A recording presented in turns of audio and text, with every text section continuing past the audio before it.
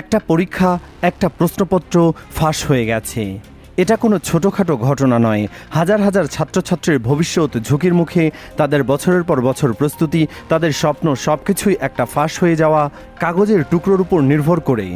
স্বাভাবিকভাবে ক্ষোভ জন্ম নিল, কিন্তু সেই ক্ষোভ প্রথমে ছিল শান্তিপূর্ণ। ছাত্ররা রাস্তায় নামলো, দাবি তুলল, ন্যায় চাইল। কিন্তু যখন তাদের সেই শান্তিপূর্ণ আন্দোলনের ওপর পুলিশ ও সিআরপিএফের লাঠি পড়ল, যখন দিল্লির রাজপথে শিক্ষার্থীদের ওপর নির্মম বল প্রয়োগ হলো, তখন সেই আন্দোলনের চরিত্র বদলে গেল। সেটা আর শুধু পরীক্ষার প্রশ্ন নয়, সেটা হয়ে দাঁড়ালো রাষ্ট্রের ক্ষমতার অপব্যবহারের বিরুদ্ধে একটা বড় প্রশ্ন। আর ঠিক সেই সময় সরকার একটা সিদ্ধান্ত নিল। শিক্ষামন্ত্রী ধর্মেন্দ্র প্রধান পদত্যাগ করলেন। ছাত্ররা এটাকে তাদের প্রথম জয় হিসেবে দেখল। ৩৭ দিনের লড়াইয়ের পর একটা ফল পাওয়া গেল। কিন্তু এখানেই কি গল্প শেষ? না, কারণ ছাত্ররা এখন আরও বড় কিছু চাইছে। তারা বলছে শুধু একজন মন্ত্রীকে সরালেই হবে না। যে ব্যবস্থা এ ফাঁস ঘটিয়েছে, যে ব্যবস্থা পুলিশের মাধ্যমে ছাত্রদের মারছে, সেই ব্যবস্থার শীর্ষে যারা বসে আছেন তাদেরও জবাবদিহি করতে হবে। আর সেই জবাবদিহির প্রথম নাম উঠেছে অমিত শাহের। কারণ আন্দোলনকারীদের দাবি, গত ২০ জুলাই দিল্লিতে সংসদ অভিমুখে যাওয়া শান্তিপূর্ণ শিক্ষার্থীদের ওপর যে হামলা হলো, সেটা স্বরাষ্ট্রমন্ত্রীর নির্দেশ ছাড়া অসম্ভব। এটা শুধু একটা অভিযোগ নয়, এটা একটা সরাসরি রাজনৈতিক আঘাত। কিন্তু এখানেই একটা নতুন মুখ সামনে আসে, অভিজিৎ দীপকে। তিনি নিজেকে পরিচয় দেন তেলাপোকা বা ককরোচ জনতা পার্টির প্রতিষ্ঠাতা হিসাবে। নামটা শুনে হাসি পাচ্ছে, হ্যাঁ, এটা ব্যঙ্গাত্মক, কিন্তু তার কথা শুনলে হাসি থেমে যায়। কারণ তিনি যেভাবে প্রধানমন্ত্রী মোদীকে আক্রমণ করেছেন, সেটা কোনো সাধারণ বিরোধিতা নয়। তিনি বলেছেন প্রধানমন্ত্রী এখন ইনস্টাগ্রামে খুব ভালো ভিডিও বানাচ্ছেন। তিনি এত ভালো ভিডিও তৈরি করতে পারেন যে তাকে এখন একজন পূর্ণাঙ্গ ইনফ্লুয়েন্সার হয়ে যাওয়া উচিত। আর যদি তিনি ভিডিও বানাতেই এত দক্ষ, তাহলে দেশের শাসনভার অন্য কারো হাতে ছেড়ে দিয়ে প্রধানমন্ত্রীর চেয়ার ফাঁকা করে দেওয়া উচিত। শুনুন, এটা শুধু একটা কটাক্ষ নয়, এটা একটা গভীর রাজনৈতিক বার্তা। তুমি যেখানে দক্ষ সেখানেই যাও, কিন্তু দেশের শাসনের ভার তোমার হাতে রাখা যাবে না। কিন্তু দীপকে শুধু মোদীকেই থামেননি, তিনি অমিত শাহের উপরও তীব্র আক্রমণ চালিয়েছেন। তার যুক্তি অত্যন্ত সোজা।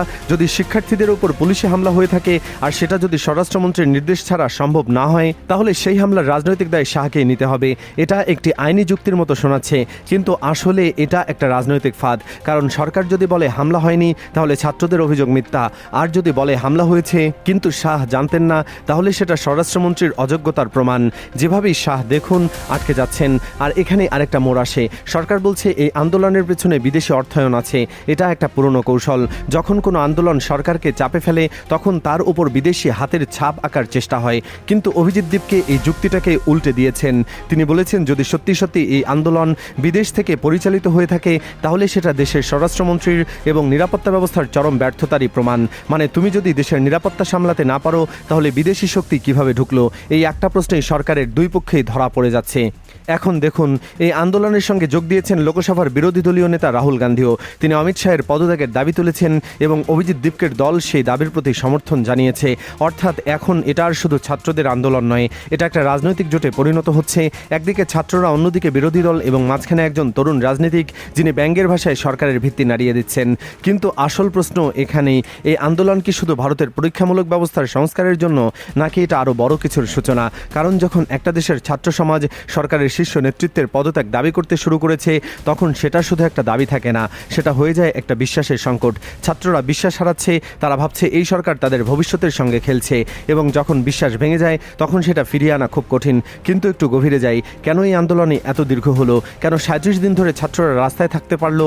কারণ তাদের পেছনে এখন শুধু রাগ নয়, একটা সংগঠিত শক্তি কাজ করছে। তারা জানে একটা মন্ত্রী চলে গেলে দ্বিতীয়টা যেতে পারে, এবং যদি দ্বিতীয়টাও যায়, তাহলে তৃতীয়ের জন্য পথ খুলে যায়। এটা একটা রাজনৈতিক মনোবিজ্ঞানের খেলা।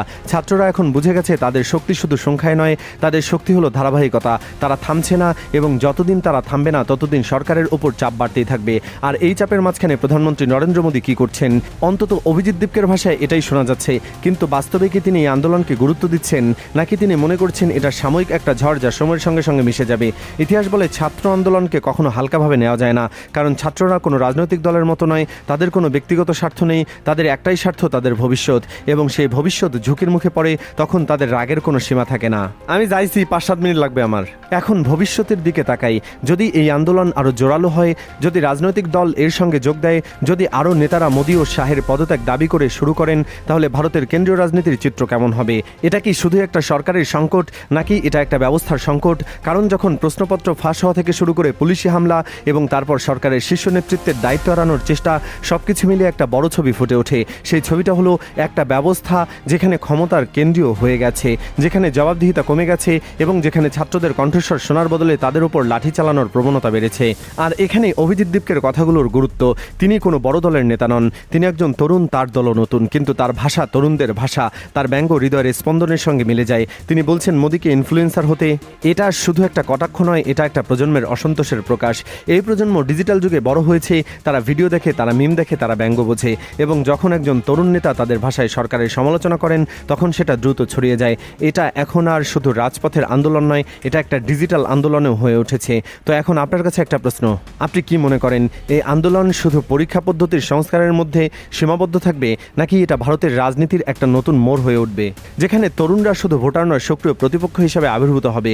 এবং যদি মোদী ও শাহ এই দাবির মুখে সত্যি সত্যি চাপে পড়েন, তাহলে তারা কি করবেন? পিছিয়ে যাবেন নাকি আরও কঠোর হবেন?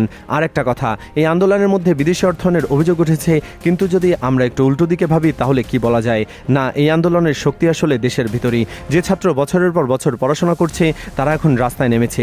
তারা কি সত্যি বিদেশের টাকার জন্য এটা করছে, নাকি তারা নিজের ভবিষ্যতের জন্য লড়ছে? এই প্রশ্নের উত্তরে নির্ধারণ করবে এই আন্দোলন কতদূর যাবে। শেষ পর্যন্ত একটা কথা মনে রাখতে হবে, রাজনীতি কখনো স্থির থাকে না।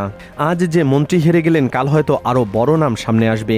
আজ যে ছাত্ররা রাস্তায়, কাল তারা ভোট কেন্দ্রে যেতে পারে, এবং যদি তারা ভোট কেন্দ্রে গিয়ে তাদের রাগ প্রকাশ করে, তাহলে সেই রাগের ফলাফল আর কোনো ব্যঙ্গাত্মক ভিডিওতে সীমাবদ্ধ থাকবে না, সেটা হয়ে উঠবে একটা রাজনৈতিক ভূমিকম্প।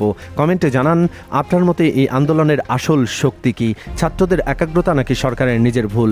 এবং আপনি কি মনে করেন মোদী শাহের এই পদত্যাগের দাবি কি সত্যি কোনো বাস্তব সম্ভাবনা, নাকি এটা শুধু একটি রাজনৈতিক নাটকের অংশ? কারণ এই গল্পের শেষ পাতা এখনও খোলা, এবং সেই পাতায় কী লেখা হবে সেটা হয়তো আমরা সবাই একসাথেই দেখব।